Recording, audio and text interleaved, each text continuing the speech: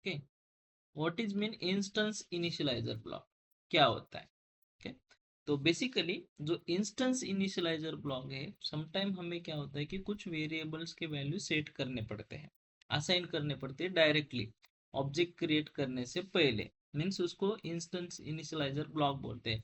Means जब हम instance initializer block use करेंगे तब क्या होता है, हमारे जो इंस्टेंस वेरिएबल है, ओके, इंस्टेंस वेरिएबल है, वो हमें वो इनिशियलाइज करने पड़ते हैं, means directly extra, means additional may be needed some initialization. जब हम इनिशियलाइज करते हैं ना, तब हमें कुछ एक्स्ट्रा एफर्ट्स देने पड़ते हैं, extra efforts in the sense initialization करना पड़ता है।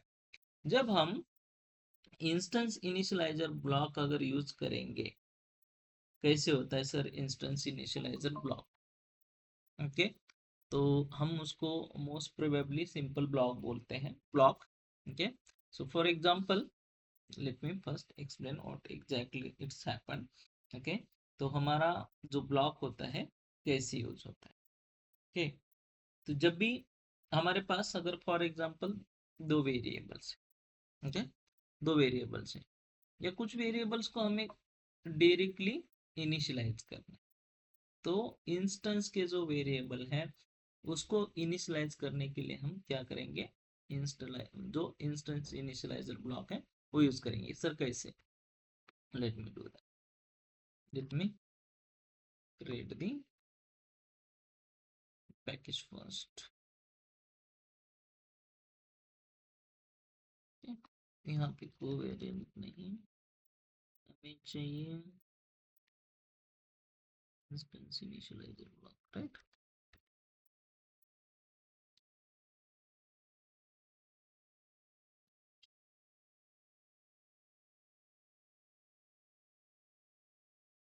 ब्लॉक, सर कैसे? create the class। ओके, एक सिंपल में डेमो क्लास बनाता है इसके अंदर।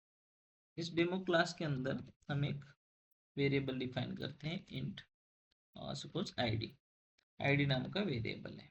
ओके, तो जब फॉर एग्जांपल मैं इसका कंस्ट्रक्टर डिफाइन करता हूँ, let me generate the constructor, let me generate constructor using field, okay, by using this field. तो जस्ट मेरा एक कंस्ट्रक्टर है, इसमें पैरामीटर देने की जरूरत नहीं है, मैं सिंपली ऐसे इसको यूज करता हूँ, और बस इस कंस्ट्रक्टर के अंदर मैं सिंपल प्रिंट करता हूँ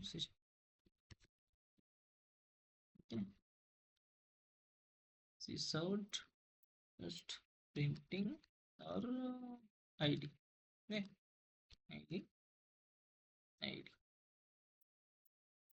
बस आईडी। अभी तुम्हारा आईडी मैं यहाँ पे प्रिंट कर रहा हूँ। ओके, फर्स्ट अंडरस्टैंड, यहाँ पे हम देते हैं मेन मेथड। मेन मेथड से हम सिंपली इसका ऑब्जेक्ट बनाएंगे demo, demo equal to new demo, let's demo system dot out. चलो इसका ऑब्जेक्ट बना के ही डायरेक्टली हम इसको रन करते हैं। Let me run it now, run as a Java application. तो आईडी हमारा 0 आ रहा है अभी। ओके, आईडी क्या आ रहा है? 0 आ रहा है। तो उस केस में अब बाय डिफॉल्ट हमारा जो इनिशियलाइजेशन है, बाय डिफॉल्ट इनिशियलाइजेशन है, तो जब भी डिफॉल्ट इनिशियलाइजर होता है उसमें हमें कुछ स्पेसिफिक वैल्यू 0 मिलती है कि इन टाइप है, हमारा इन टाइप है, तो डेटा टाइप इंट है, तो ऑब्वियसली 0 मिलेगी, अगर स्ट्रिंग है तो नल मिलती है। अभी हम यहाँ पे कुछ भी नहीं किया, हमारा केस, हमारा ऐसा केस है कि मुझे इनिशियली मेरे क्लास के अंदर इनिशियली जो भी मेरा ऑब्जेक्ट है, that should not that should not be 0। जो भी मेरा आईडी है, देखो अगर हम डेटाबेस में डेटा स्टोर करेंगे तो आईडी अगर 0 हम स्टोर करेंगे तो प्रॉब्लम होती है। ओके, आईडी 0 नहीं होता, आईडी 1 से स्टार्ट होता है, +1 होता है, +1 इंक्रीमेंट होता है। तो हर एक आईडी को इंक्रीमेंट करते हैं हम लोग। अब मेरा ये आईडी है, मेरा बाय डिफॉल्ट जब मैं ऑब्जेक्ट बना रहा हूँ, इस केस में मेरा आईडी जा रहा है 0 बट मेरा कंसर्न क्या है, मेरा कंसर्न क्या है कि मेरा कंसर्न है कि इस आईडी को इनिशियली मुझे क्या चाहिए, एक स्पेसिफिक वैल्यू चाहिए। अभी प्रॉब्लम क्या है हमारा, फर्स्ट प्रॉब्लम समझ लो।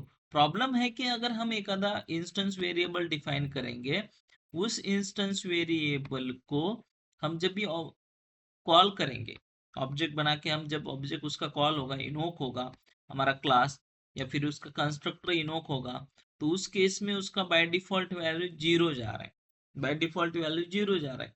समटाइम वी रिक्वायर्ड, तो अगर 0 जाता है तो अगर डेटाबेस में सपोज यहाँ पे तुम्हें लोड के समय ऑब्जेक्ट जैसे क्रिएट होता है, तब कुछ तुम फंक्शनैलिटी इंप्लीमेंट कर रहे हो, मीन्स तुम्हारे कंस्ट्रक्टर के अंदर तुम्हारा कुछ तो ऑपरेशन हो रहा है, कैलकुलेशन हो रहा है और जा रहा है। अगर तुम्हारा 0 से कैलकुलेशन स्टार्ट होगा तो एक्चुअली वो गलत हो सकता है, कुछ इंटरेस्ट रेट है तुम्हें 0 रखना ही नहीं है, या फिर कोई चीज दूसरी चीज है जहां पे हमें इंपॉर्टेंट मीन्स इंस्टेंस वेरिएबल को इनिशियलाइज करना है, राइट, इनिशियलाइज करना है उस वेरिएबल को, ओके, उस वेरिएबल को हमें बाय डिफॉल्ट अगर इनिशियलाइज करना है तो हम ऐसे अगर इनिशियलाइज करेंगे, इक्वल टू समझो 1, दैट्स फाइन सर, ये भी प्रॉब्लम सॉल्व कर देता है। अगर हम ऐसे करेंगे तो भी हमें कोई प्रॉब्लम नहीं है, कोई दिक्कत नहीं है। Let me run this, okay, क्या होगा सर, तुमने 0 नहीं आया, अभी 1 आ रहा है, राइट, 0 नहीं आया, अभी क्या आ रहा है, 1 आ रहा है, करेक्ट। तो 1 आ रहा है, हमें कोई प्रॉब्लम नहीं है, 1 आ रहा है, हमें कोई प्रॉब्लम नहीं है। ओके, ठीक है सर, कितनी बार तुम इंस्टेंस वेरिएबल को डायरेक्टली इनिशियलाइज करोगे, तो तुम्हारे कुछ ऐसे वेरिएबल होंगे जो इंस्टेंस जो रहता है, instance block, instance initializer block जो है, अगर वो ब्लॉक तुम यूज करोगे, उस ब्लॉक में आईडी को अगर ऐसे इनिशियलाइज करोगे, देन इस केस में तुम्हें पता है कि भाई मेरा जो भाई ये जो मेरा वेरिएबल है, वो इनिशियली जब भी इंस्टेंस क्रिएट होगा तो उसको बाय डिफॉल्ट वैल्यू एक सेट कर दो, डिफॉल्ट वैल्यू एक सेट कर दो, देन उसके आगे वाले जो भी वैल्यू रहेगी, बस फॉर एग्जांपल 10, मैं यहाँ पे डिफॉल्ट वैल्यू 10 डिफाइन कर रहा हूँ।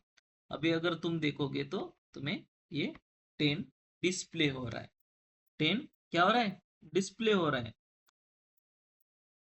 तो ऐसे सिनेरियो हमारे पास अगर आते हैं, राइट, ऐसे सिनेरियो हमारे पास आते हैं, तो हम जो हमारा जो इंस्टेंस इनिशियलाइजर ब्लॉक है वो हम यूज करते हैं, वो क्या करते हैं, हम यूज करते हैं। What is mean instance initializer block, जो इंस्टेंस इनिशियलाइजर ब्लॉक है, इट्स मीन्स बेसिकली तुम्हारा जो ऑब्जेक्ट क्रिएट होता है, जो ऑब्जेक्ट क्रिएट करते समय जो कंस्ट्रक्टर कॉल होने से पहले ही इसको कुछ वेरिएबल को इनिशियलाइज करना है, ओके। कंस्ट्रक्टर तुम्हारा जो है कंस्ट्रक्टर है, राइट, ये कंस्ट्रक्टर जैसे भी तुम्हारा कंस्ट्रक्टर इन्वोक होगा, ये जो कंस्ट्रक्टर तुम्हारा इन्वोक हो रहा है, उससे पहले कुछ हम वेरिएबल को वैल्यू इनिशियलाइज करना चाहते हैं, तो उस केस में हम यूज करेंगे instance variable, instance variable, okay. अगर तुम इससे कितने भी सारे तुम ऑब्जेक्ट बना दो, ओके, अभी एक ऑब्जेक्ट है, एक से ज्यादा तुम उसको ऑब्जेक्ट बना दो, right, demo 1, demo 2, okay, so you can run this again, you can run, you can see the output, तो 10 10 सबको मिल रहा है, ओके। तुम्हारा instance initializer block first execute होता है। So let me prove that. तो इंस्टेंस इनिशियलाइजर ब्लॉक होता है, वो क्या होता है, पहले एग्जीक्यूट होता है sysout। तो यहाँ पे मैं दिखाता हूँ, calling executing executing instance initializer block। Okay, instance initializer block और कंस्ट्रक्टर यहाँ पे कंस्ट्रक्ट है, ये कंस्ट्रक्टर है। तो इसको हम कॉल करेंगे। तो जब भी तुम कॉल कर रहे हो, so first is calling constructor, it should be call execute instance then this one first क्यों कॉल हो रहा है, नहीं, हाँ okay, sorry my bad, scroll हुआ था इसीलिए। देख रहे हो यहाँ पे तुम्हारा जो इंस्टेंस जो ब्लॉक है, वो ब्लॉक तुम पहले एग्जीक्यूट कर रहे हो। सर ये किस केस में हमें यूज होता है, इसका जो बेसिकली ऑर्डर समझ लो पहले। जब हमने देखा था क्लास लोडर, जब हमने क्लास मीन्स इनिशियली हमने पढ़ा था, जो हमारा जो क्लास लोडर है, जैसे ही हम क्लास को लोड करते हैं, तो हमारे पास बूटस्ट्रैप क्लास लोडर है, सिस्टम क्लास लोडर है, एप्लीकेशन क्लास लोडर है, राइट। वो जैसे जेवीएम क्या करता है, क्लास लोड करता है। जैसे ही क्लास लोड होता है ना, तो ये वाला मीन्स लोड हो रहा है। तुम्हारा जो कंस्ट्रक्टर इनोक होने से पहले तुम्हारा जो इंस्टेंस ब्लॉक है, वो instance block initialiser block first call हो रहा है। तो क्या हो रहा है कि अगर हमारे पास पेरेंट क्लास है, ओके, अगर पेरेंट क्लास है, चलो हमारे पास ये डेमो, ये हमारा चाइल्ड क्लास है, और हम एक क्लास बनाएंगे, एक parent class. Okay, let me उसी के साथ एक पेरेंट क्लास बनाते हैं। ठीक है, पेरेंट क्लास। अब पेरेंट क्लास के अंदर एक मैं और एक ब्लॉक बना देता हूँ, यहाँ पे भी एक ब्लॉक बनाएंगे, this out, right, this out, this is the parent class instance initializer block, right, instance initializer block, and let me run our demo। तो उसी को रन करते हैं। तो क्या होता है, इसको रन करने से पहले हमें यहाँ पे एक्सटेंड्स करना पड़ेगा, right, extends parent, okay, and then run. अब कौन सा होगा एग्जीक्यूट, हमारा पेरेंट वाला होगा, नहीं होगा पहले। जब भी मीन्स सीक्वेंस क्या होता है, व्हेन हमारा जब भी ऑब्जेक्ट हम क्रिएट करते हैं, जब ऑब्जेक्ट क्रिएट करते हैं तो क्या होता है कि पेरेंट क्लास का जो इंस्टेंस वेरिएबल है फर्स्ट इनिशियलाइज होता है, ब्लॉक जो इनिशियलाइजर ब्लॉक है वो एग्जीक्यूट होता है। देन जो भी तुम्हारे पेरेंट क्लास का अगर कंस्ट्रक्टर है तो इट कुड बी एग्जीक्यूटेड, हमने अभी यहाँ पे नहीं दिया है। देन यू कैन सी, अगर हमारे पास यहाँ पे अगर कंस्ट्रक्टर हम देते हैं लाइक पेरेंट, ओके, यहाँ पे मैं देता हूँ sysout, यहाँ मैं parent constructor, okay, parent constructor. so let me run it again, मेरा okay, okay, let me see,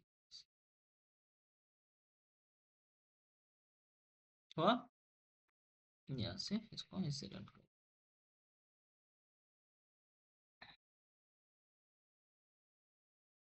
ठीक है, स्टोरेज अगेन रन दिस। तो फर्स्ट क्या हो रहा है हमारा, first see the output, this is the parent class instance initializer block, then parent, okay, spelling mistake, my bad, okay, the parent constructor, then हमारा execute हो रहा है हमारे चाइल्ड क्लास का कंस्ट्रक्टर, ये वाला जो ब्लॉक है पहले, ये इनिशियलाइजर ब्लॉक है।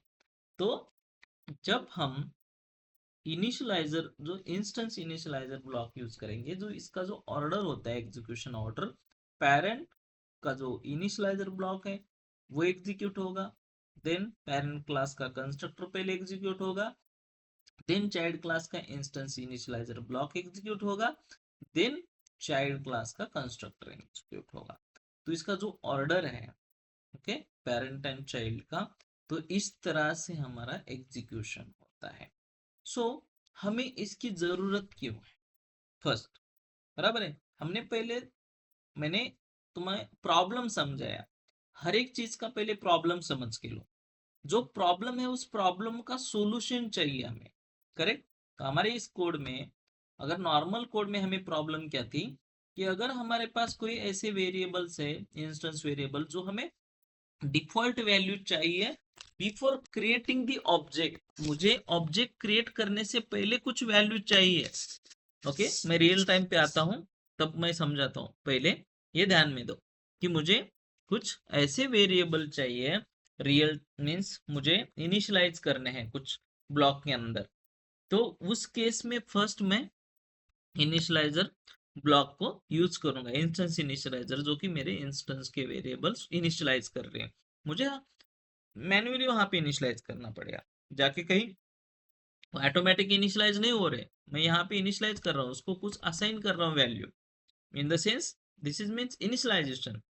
तो जब हमें कोई कॉमन इनिशियल कोड होता है, अगर कुछ कोड हमें कॉमन जो कोड होता है इनिशियलाइजेशन, इनिशियलाइज करना है हर एक कंस्ट्रक्टर के लिए, मीन्स जो भी हमारे कंस्ट्रक्टर डिफाइन हो रहे, ऑब्जेक्ट डिफाइन हो रहे, उसको अगर हर एक को सेम वैल्यू, कॉमन वैल्यू चाहिए, कॉमन इनिशियलाइजेशन चाहिए, तो उस केस में हम यूज करेंगे इंस्टेंस इनिशियलाइजर ब्लॉक। दूसरी चीज, अगर हमें सेम मल्टीपल कंस्ट्रक्टर है हमारे, सेम अगर वैल्यू है, तो उसको हर जगह पे, अलग अलग जगह पे इसको इनिशियलाइज सेम वैल्यू को करने से अच्छा, सो avoid the same initial multiple construction logic, जो भी मल्टीपल कंस्ट्रक्शन का लॉजिक है वहां पे अगर हमें इनिशियलाइज नहीं करना है, तो एक के अंदर कर दो, पेरेंट क्लास के अंदर मल्टीपल जो भी इनहेरिटेंस होगा।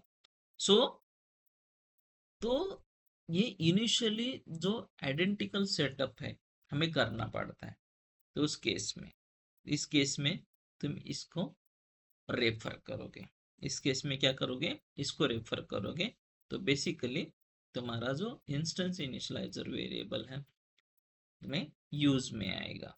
ओके, देखो ये एक समझ में आया, तो और भी चीजें हैं। Okay, first understand this concept. Till now do you have any question? यहाँ तक समझ में आया कि हमें इंस्टेंस इनिशियलाइजर जो ब्लॉक है हमें क्यों यूज करना है, प्रॉब्लम क्या थी, सॉल्यूशन क्या है? When we want a common value, uh, that thing repeats. हम्म, देखो, अगर हमें कोई common value, if you want to initialize common value, common code for multiple constructor, then we can use instance initializer block। क्या कि अगर हमारे पास मेरे ID को हर 4-5 मेरे ये है आईडीज, राइट, 4-5 मेरे पास क्या है, आईडीज है, ओके, तो मीन्स कंस्ट्रक्टर है और सेम कॉमन लॉजिक है ना, मेरा कॉमन डेटा है, अगर ये मुझे हर 4-5 जगह पे आईडी 10-10 देना है, ये ऑब्जेक्ट मैंने डिफाइन किया, उसको भी 10 चाहिए, जब ऑब्जेक्ट क्रिएट करते समय आईडी की वैल्यू, इसको भी 10 चाहिए, इसको भी 10 चाहिए, मेरे पास 10 अगर कंस्ट्रक्टर है, मीन्स ऑब्जेक्ट है, तो उस ऑब्जेक्ट को इनिशियली मुझे आईडी की जो इनिशियल वैल्यू है, स्टार्टिंग की वैल्यू मुझे 10 चाहिए, राइट। तो उस केस में मैं क्या करूंगा, इंस्टेंस इनिशियलाइजर ब्लॉक यूज करूंगा। समझ में आया इतना अभी? Yes, sir. ओके, तो ये पहले, अगर हम ये यूज नहीं करेंगे तो क्या होगा, हमें 0 0 बाय डिफॉल्ट वैल्यू आती है ना, वो 0 0 वैल्यू का पॉसिबिलिटी है कि कहीं पे तुम्हारा प्रॉब्लम हो सकता है। अगर 0 वैल्यू दे रहे हो बट मुझे कुछ वैल्यू इनिशियल वैल्यू चाहिए, वहां से मैं इंक्रीमेंट करूंगा। मुझे आगे अभी यहाँ पे मुझे बाय डिफॉल्ट 10 आईडिया है, इसको छोड़ो। मेरा एक जो कंपनी का आईडी है, तो टेक एम, राइट। जो यहाँ पे भी मैं ओके एक स्ट्रिंग लेता हूँ और उसको कॉन्केट करता हूँ। टेकम का बाय डिफॉल्ट मेरा कुछ तो टेकम यहाँ पे देखो ऐसे string string prefix prefix okay, ये मेरा प्रीफिक्स है और आईडी है, राइट। आईडी है। यहाँ जैसे भी मैं क्या ले रहा हूँ, प्रीफिक्स ले रहा हूँ। प्रीफिक्स मेरा इनिशियलाइज करना है मुझे, कौन सा, Tekam. Okay, let me real time, इसीलिए बोल रहा हूँ पहले समझ के ले लो कि प्रॉब्लम क्या है। अभी हमें आईडी 0 था तो इसीलिए हम इसको इंक्रीमेंट कर रहे थे। अब रियल टाइम अगर हम यूज करेंगे, मेरे पास क्या है कि जो भी कंपनी का आईडी बन रहा है, कंपनी का हर एक कंपनी का, या फिर कोई भी कॉलेज में अगर तुम स्टूडेंट्स हो तो कॉलेज में तुम्हारा एक आईडी बनता है, करेक्ट। वो आईडी कॉलेज के इनिशियल नेम होते हैं, देन तुम्हारा आईडी बनता है, मीन्स नंबर्स होते हैं। अब मैं 1 से 10 या फिर 1001 से स्टार्ट करना चाह रहा हूँ मेरे आईडी, राइट। जब मैं यहाँ पे आईडी प्रिंट कर रहा हूँ, आईडी प्रिंट कर रहा हूँ, तो मुझे क्या चाहिए, मेरा ID plus prefix, prefix, prefix. समझ में आ रहा है? अब देखो, इसको मैं जब इनिशियलाइज कर रहा हूं तो इनिशियल वैल्यू मुझे मिलेगी। इसके आगे जो भी देखो, गलत हुआ है क्या, आईडी पहले लो, इसको थोड़ा उल्टा कर देते हैं।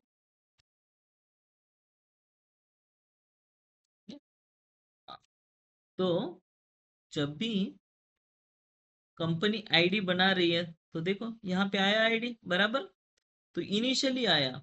अगर मुझे अब इनिशियली स्टार्ट मेरा वहां से हो रहा है, अब मैं इसको +2 +3 +4 ये करते बैठूंगा ना, ये देखो ये इतना तो कॉमन हो गया।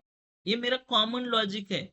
जब भी मेरे स्टूडेंट रजिस्टर हो रहे हैं या फिर एम्प्लॉय आ रहे हैं, तो उस कंस्ट्रक्टर में मुझे उसको अगर इंक्रीमेंट करना है उसके आईडी को, तो यहाँ पे मैं इनिशियली आईडी प्लस, जो भी आईडी प्लस है, यहाँ पे ऐसे कर सकता हूँ मैं इस कंस्ट्रक्टर में, आईडी इक्वल टू +1, +1 कर सकता हूँ। हमने प्रीफिक्स ये देखा है, ऑपरेटर पढ़े हैं हमने। ऑपरेटर में हमें इसीलिए तो सीखा है कि हमें कहाँ पे कौन से सिनेरियो में यूज करते हैं। देखो आया मेरा आईडी, समझ में आ रहा है? हर एक कंस्ट्रक्टर को उसका उसके ऑब्जेक्ट के हिसाब से आ रहा है। मीन्स जब हमें ऐसे कुछ सिनेरियोज है तो उस सिनेरियो में हम इसका जो ये है इंस्टेंस इनिशियलाइजर ब्लॉक, हम वो यूज करते हैं। ओके, सो रियल टाइम अगर दूसरा एग्जांपल देखते हैं, जैसे हम ये तो सिंपल हो गया, हम क्या करेंगे, रियल टाइम वाला एग्जांपल देखेंगे। Let me explain that. यहाँ तक क्लियर है? Yes sir. ओके, हाँ। अब प्रॉब्लम इसमें क्या है, अगर मैं यहाँ पे इनिशियलाइज नहीं करूंगा, करेक्ट, यहाँ पे मैं इसको इनिशियलाइज नहीं करूंगा, तो दिक्कत क्या होगी? It only print the prefix. नहीं, प्रीफिक्स नहीं, 0 करेगा ना। अभी मैंने या +1 यहाँ पे किया है, ये वाला, इसलिए मुझे 1 आ रहा है। बट अब मेरा प्रीफिक्स है, तो प्रीफिक्स 0। अब ये 0 से आईडी बनता ही नहीं है ना, तो हमारा डिफॉल्ट आईडी तो हमें कुछ तो इनिशियल आईडी चाहिए ना, तो उस केस में हमें इसको यूज नहीं करना है। चलो मानो ये एक चीज है, एक चीज है। दूसरी चीज, लेट मी एक्सप्लेन। ओके, दूसरी चीज, यहाँ पे मैं क्लास बनाता हूँ एम्प्लॉय का। ओके, एम्प्लॉय पे टेस्ट करते हैं अब। ओके, तो एम्प्लॉय, अब एम्प्लॉय का क्लास है, हम लेते हैं इसके अंदर उसके वेरिएबल्स। क्या होता है एम्प्लॉय के अंदर? एम्प्लॉय की कंपनी, स्ट्रिंग कंपनी, बराबर।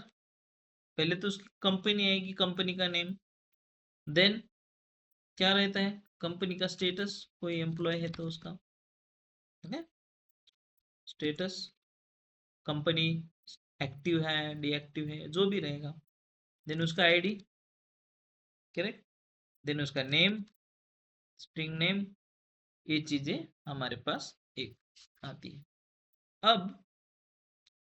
अब एक अदर कंपनी है, तो उस कंपनी में हमें स्पेसिफिक नाम रहता है ना कंपनी का, तो अब कंपनी का नाम तो बार बार चेंज नहीं होने वाला, कॉमन ही है।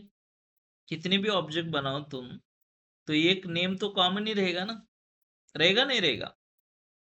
तो हम उस केस में हम क्या करेंगे, एक इंस्टेंस इनिशियलाइजर ब्लॉक देंगे, तो company equal to, suppose company equal to, तुम्हें यहाँ पे कंपनी का नेम देना है, for example TechM, okay, TechM academy, तो ये एक कंपनी का नेम हो गया। इस कंपनी के अंदर स्टेटस, जो स्टेटस है, स्टेटस इक्वल टू, स्टेटस क्या होना चाहिए, मीन्स एक्टिव डीएक्टिव जो भी रहेगा, मोस्टली तो एक्टिव होता है, okay, just system dot out dot println. अब इसको जस्ट हम बोलेंगे common employ initialization, okay, common employ initialization, एक चीज हो गई। हम क्या कर रहे हैं अभी इस केस में, हमारा फर्स्ट जो डिफॉल्ट इनिशियलाइज करना है, अगर हमें हमारे ऑब्जेक्ट के सम कुछ सेम जो भी डिफॉल्ट जो यूज हो रहे हैं कंस्ट्रक्टर के अंदर, हर एक एम्प्लॉय को कंपनी का नेम और उसका स्टेटस दिखाना है, राइट, सेम रिपीट होगा ये लॉजिक। अगर ये लॉजिक हम नहीं लिखेंगे, तो अगर हर एक एम्प्लॉय के लिए हमें कंपनी का नेम डिफाइन करना पड़ेगा, राइट, तो उसका एक्स्ट्रा का एफर्ट होगा, रिपीटेड लॉजिक होगा। पॉलीमॉर्फिज्म का कंसेप्ट क्या है, रीयूजेबिलिटी। इनहेरिटेंस का भी कंसेप्ट क्या है, रीयूजेबिलिटी, कोड को तुम रीयूज करो, राइट। तो इस केस में हम अभी एक कॉमन लॉजिक लिख रहे हैं इस केस में, ओके, बेसिक कोर कंसेप्ट समझ रहे हैं। देन हम यहाँ पे एम्प्लॉय का कंस्ट्रक्टर बनाएंगे। इस कंस्ट्रक्टर के अंदर मैं सिंपल यहाँ पे एक मैसेज देता हूँ, so let's employ constructor, okay, just define the default constructor, हम बोलेंगे इसको, डिफॉल्ट है नहीं, इसके अंदर कुछ भी नहीं, default employ constructor, default employ constructor. Then हम और एक कंस्ट्रक्टर बनाएंगे जो रहेगा इस पूरे वेरिएबल्स के साथ, तो उसमें हम नेम और आईडी डिफाइन करेंगे। Where is constructor using field, तो मुझे चाहिए, ये तो फील्ड मैंने पहले उसको वैल्यू असाइन की है, बस इसको नहीं, दूसरे सुपर मत रखो, सुपर कीवर्ड भी रीयूजेबिलिटी होता है, जो हमारा पेरेंट क्लास का कंस्ट्रक्टर को कॉल करते हैं हमारे चाइल्ड क्लास के कंस्ट्रक्टर से। तो अभी यहाँ पे हम इनहेरिटेंस नहीं कर ले रहे, तो don't required. Let me again copy this, यहाँ पे मैं इसको पेस्ट करता हूँ, डिफॉल्ट की जगह मैं बोलता हूँ पैरामीटराइज कंस्ट्रक्टर, पैरामीटराइज्ड कंस्ट्रक्टर। तो ये हो गया हमारा पैरामीटराइज कंस्ट्रक्टर। हम एक इसी क्लास के अंदर डिफाइन करेंगे सिंपल एक डिटेल, डिस्प्ले डिटेल्स,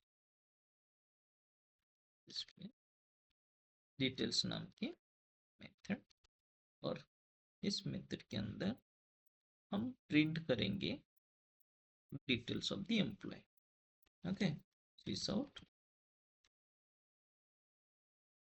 सिस आउट। फर्स्ट मैं क्या करूंगा, ID, okay, so plus ID, then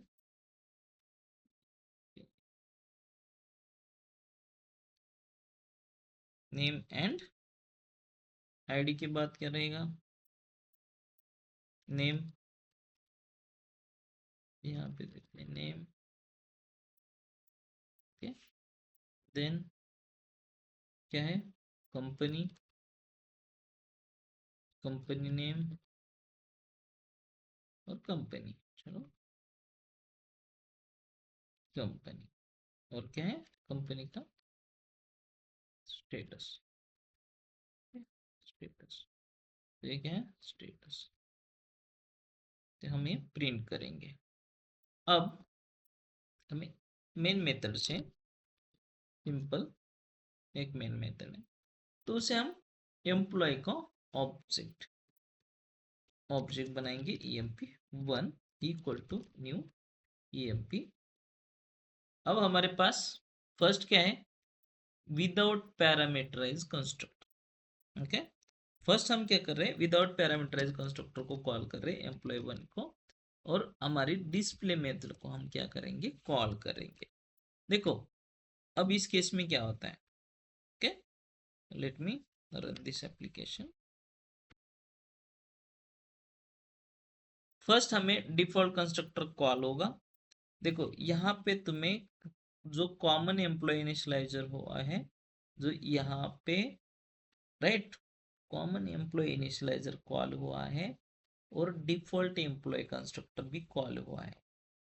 जब हम एम्प्लॉय की डिटेल्स प्रिंट कर रहे हैं तो हमें क्या आ रहा है, प्रॉब्लम समझ में आ रहा है ना, हमारे पास क्या हो रहा है, zero, null and company name, मेरे पास एम्प्लॉय का नेम नल है और मेरा आईडी 0 है, तो क्योंकि हमने डिफॉल्ट कंस्ट्रक्टर कॉल किया, तो अब इसको हम अब एक्चुअल डेटा पास करें, ओके, कॉमन इनिशियलाइजर कॉल हो रहा है, हमें मिल रहा है डेटा, तो हमारा परफेक्ट काम बन जाएगा।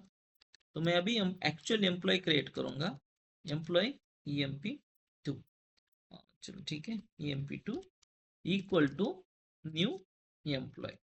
न्यू एम्प्लॉय में जैसे भी मेरा एम्प्लॉय, मैं क्या करता हूँ, कुछ डेटा पास करता हूँ, पहले आईडी पास करता हूँ 101, एंड देन नेक्स्ट नेम पास करता हूँ, चलो okay, then let me call the emp2 dot display details now and let the run.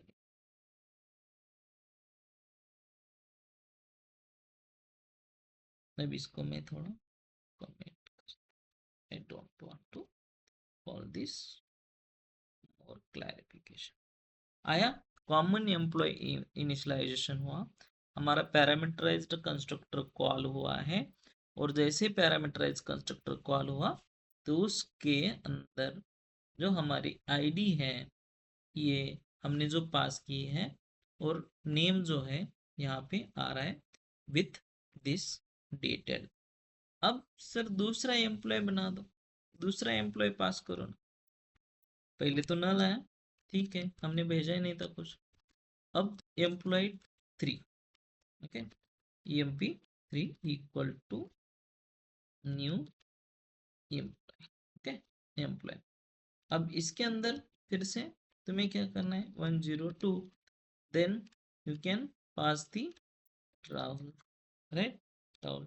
सो अब जब मैं emp3 कॉल करूंगा डिस्प्ले, तो मुझे दोनों एम्प्लॉय की डिटेल्स मिलेगी, बट दोनों की कंपनी तो सेम मिल रही है, मुझे चाहिए दोनों की कंपनी सेम चाहिए। ये दूसरा सिनेरियो। पहला सिनेरियो क्या था हमारा, अगर आईडी हमें ऐसा देना है तो, क्योंकि वो आईडी हमारा जनरेट होगा स्पेसिफिक प्रीफिक्स के साथ।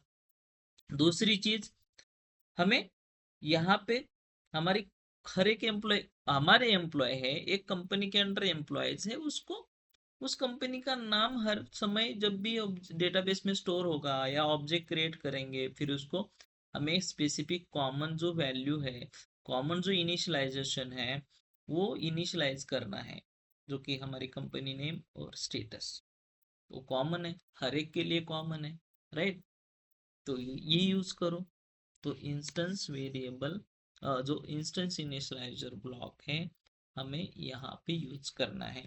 अगर अगर हम इंस्टेंस वेरिएबल यूज नहीं मीन्स ये वाला यूज नहीं करेंगे, इंस्टेंस इनिशियलाइजर ब्लॉक यूज नहीं करेंगे इस केस में, करेक्ट। ये वाला अगर मैं ब्लॉक कमेंट आउट करता हूं तो प्रॉब्लम समझ लो।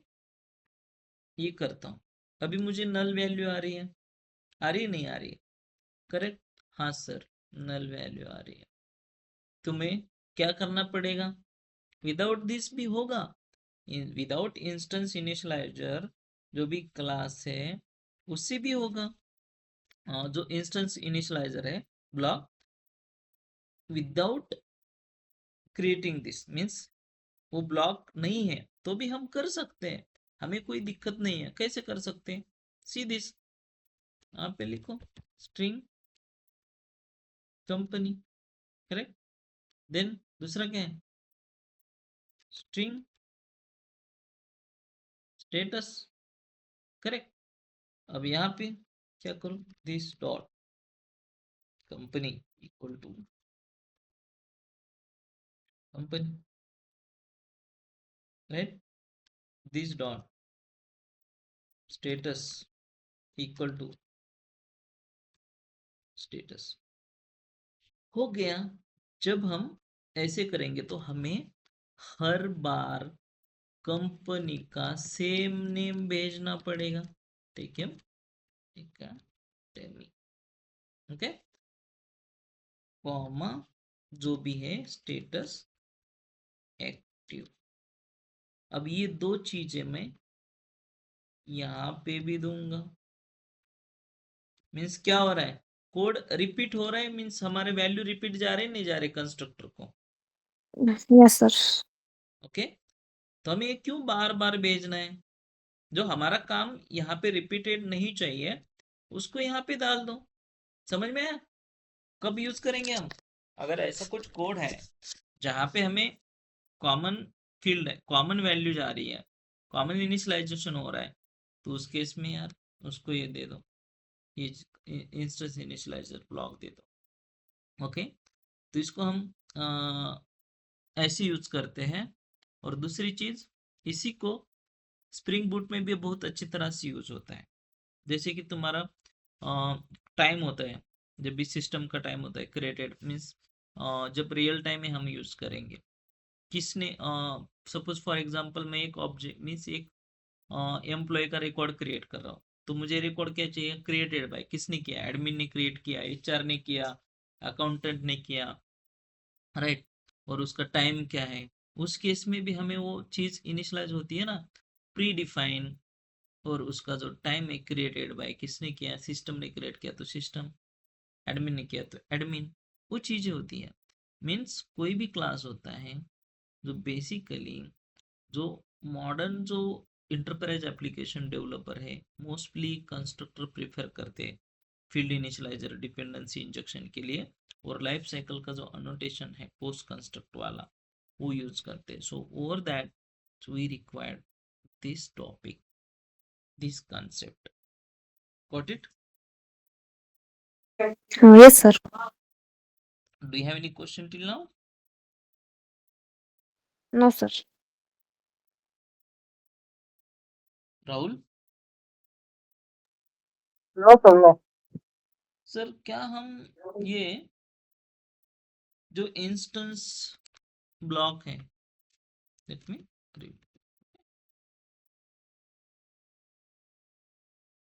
कहाँ कहाँ लिख सकते हैं, कोई क्वेश्चन नहीं है तुम्हारा अभी, तो हम इसको थोड़ा खींचेंगे। कैसे खींचेंगे, ये मेरा जो है, अभी सर मैं यहाँ पे मैं ब्लॉक लिख रहा हूँ।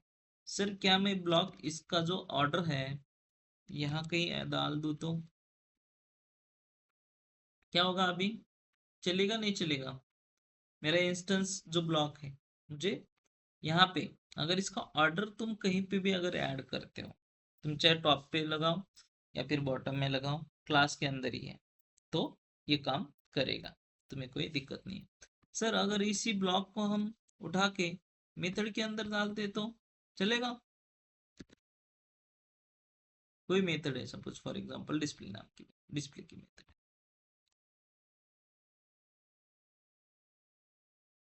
चलेगा नहीं चलेगा? कोई एरर है हमारे पास?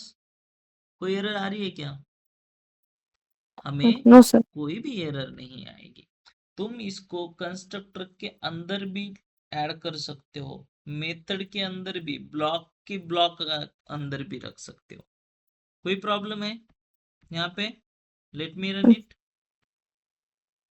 आ रहा है डेटा हमारा प्रॉपरली? हमें कोई दिक्कत नहीं है।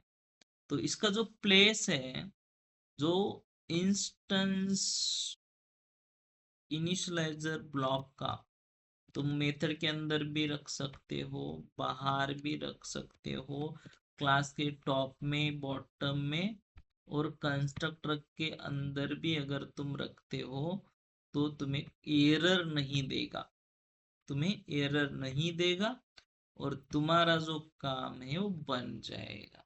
तो don't hesitate to keep somewhere, but standard कहता है कि तुम्हारा इंस्टेंस जो ब्लॉक है, इंस्टेंस इनिशियलाइजर ब्लॉक, हमारे इंस्टेंस वेरिएबल के बाद ही उसको मेंटेन करो। Don't keep inside the constructor, don't keep inside the method.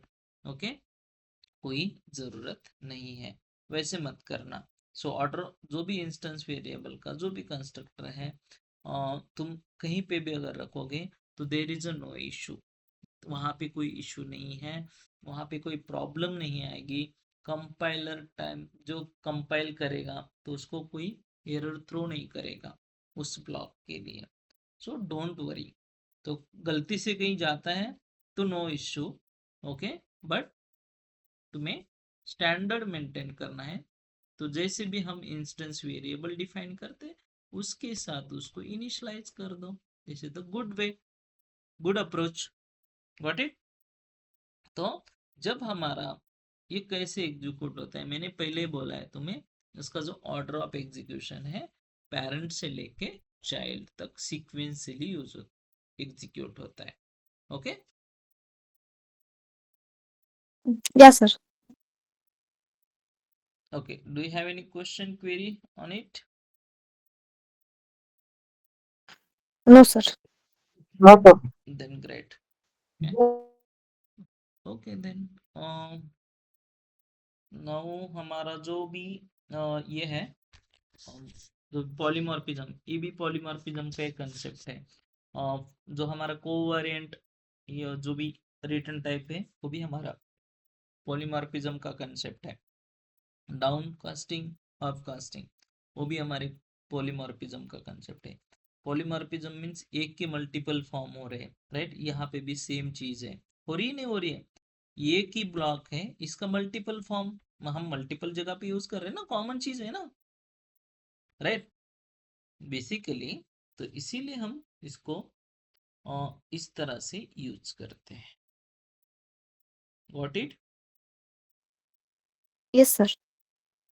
Okay, then we will stop this session for today. See you in the tomorrow session. If you have any question, guys, let me know.